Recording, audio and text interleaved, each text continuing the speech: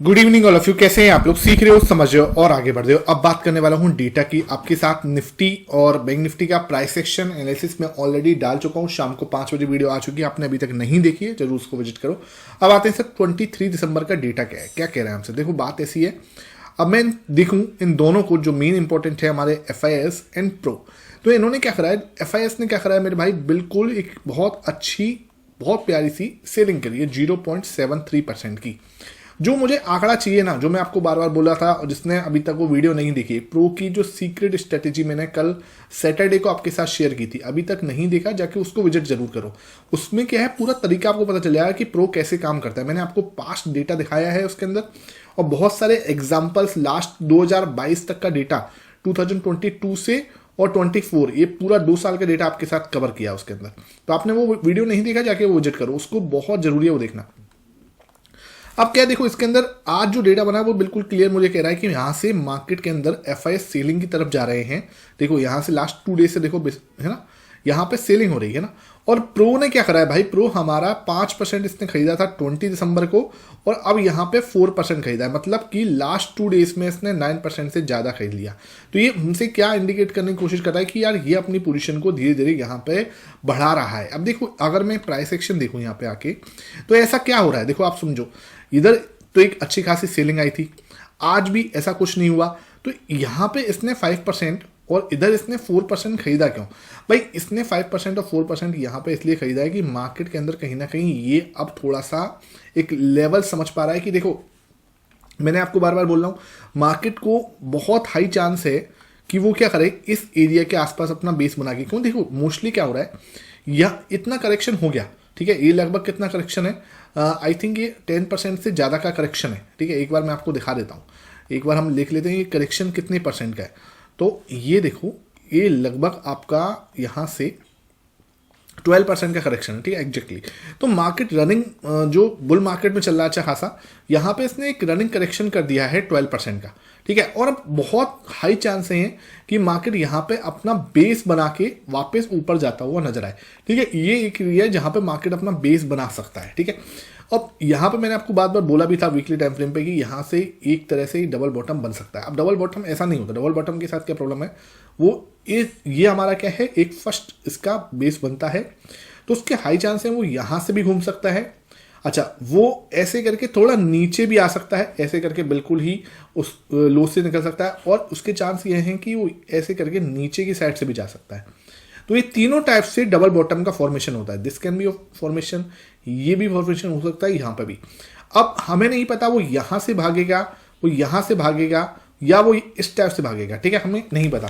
तो प्रो क्या कर रहा है, अपनी पोजीशन को यहाँ बिल्डअप करना स्टार्ट कर दिया है इसने, या एक्यूमुलेशन स्टार्ट कर दिया है। ठीक है, लास्ट 2 दिनों में यहाँ पे मार्केट इतना खासा गिरा, लेकिन इसने क्या खरीदा, 5% खरीदा। अब ये इस फॉल में 5% खरीदा, इसका मतलब क्या है, उसको लगता है कि मार्केट बहुत ज़्यादा नीचे नहीं जाएगी। भाई ये अगर इसको पता है कि ये बेस बन गया है, तो यहाँ पे 20% खरीद लेता। तो एक चीज़ समझो, 20 से 25% भी एक दिन में खरीदता है प्रो, है ना। ऐसी बात है कि एक दिन में 20-25% भी खरीद लेता है, जब इसको पता लगता है कि हाँ भाई ये जो लेवल है ये बहुत इंपॉर्टेंट है। तो इतना भी मैंने जब वो डेटा दिखाया था आपको, वहां पे दिखाया भी था, तो एक दिन में 20-20, 25-25% भी इसने खरीदा है। तो ये कोई इसके लिए इम्पॉसिबल बात नहीं है। लेकिन अगर ये थोड़ा थोड़ा खरीद रहा है, 5% खरीद लिया, यहाँ पे 4% खरीद लिया, इसका मतलब ये है कि अपनी पोजीशन को धीरे धीरे ऊपर बढ़ा रहा है। मतलब कि यहां से मार्केट नीचे तो जा सकती है, समझो बात को, गोल्डन स्टेटमेंट समझ लेना।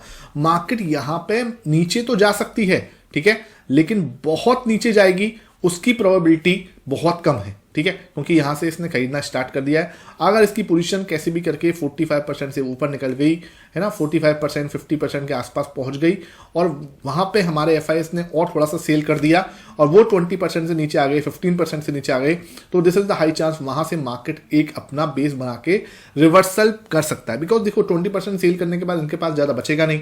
ये यहाँ पे अपना कॉन्फिडेंस दिखाए कि हाँ यार, यहाँ से मार्केट रिवर्स हो सकता है। डेफिनेटली हम उसके फुटप्रिंट्स को कॉपी करने की या पकड़ने की या उनको फॉलो करने की कोशिश करेंगे। ठीक है, तो ये हमारा डेटा बिल्कुल क्लियर हमें बताने की कोशिश कर रहा है। ठीक है, ये देखो मार्केट के अंदर ना प्राइस एक्शन प्लस डेटा, इसके साथ चलने की कोशिश किया करो, आपको ना बहुत अच्छे रिजल्ट मिलेंगे डेफिनेटली। चक्कर क्या है, लोगों को क्या है, यहाँ पे मार्केट के अंदर 3 साल 5 साल 7 साल बिताने के बाद ना उनको लगता है कि यार उनमें अंदर ना कहीं ईगो आ जाता है कि यार मुझे तो सब पता है, आई नो एवरीथिंग, ठीक है। तो मार्केट ना आपको एक चीज समझा दो, मार्केट आपकी नॉलेज का, आपके एक्सपीरियंस का, आपके पैसे का, है ना, आपकी और नेटवर्क का जो भी आपके पास है उसका आपको कभी भी रिवॉर्ड नहीं देता, ठीक है। मार्केट सिर्फ आपको रिवॉर्ड देता है आपके डिसिप्लिन का, ठीक है, आपकी कंसिस्टेंसी का।